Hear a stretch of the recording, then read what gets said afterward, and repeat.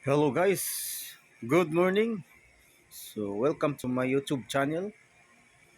So for today's videos guys, is nagtatanggal tayo ng wire na sunog sa induction motor guys.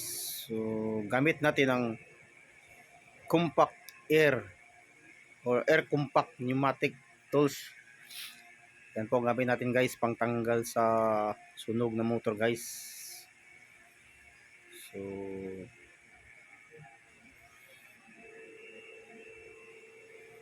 ayun guys is so tingnan nyo guys. So yan, sobrang dali na guys ang ating trabaho. So lalong mapadali ang ating trabaho guys kung ganyan. Kadali pag kung ganyan pag kadali ang pagtanggal ng sunog ng wire guys. Yan po guys.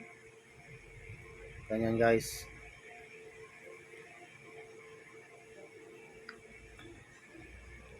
So by the way guys, yung motor na yan is gear motor. So which is 2.2 kilowatt guys. So 220 volts 60 hertz guys.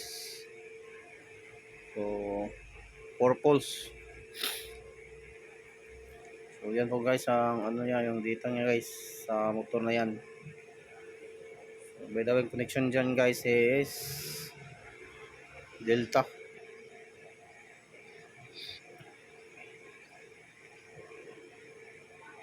Gamit nila guys sa conveyor guys.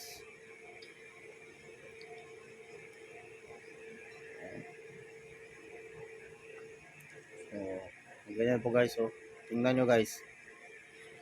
Yun.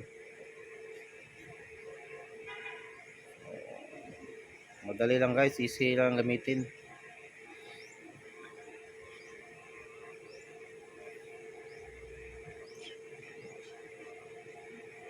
By the way guys, please don't forget share, like, subscribe my YouTube channel guys.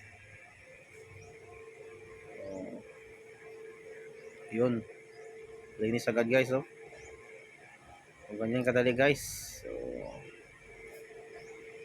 thank you and God bless all.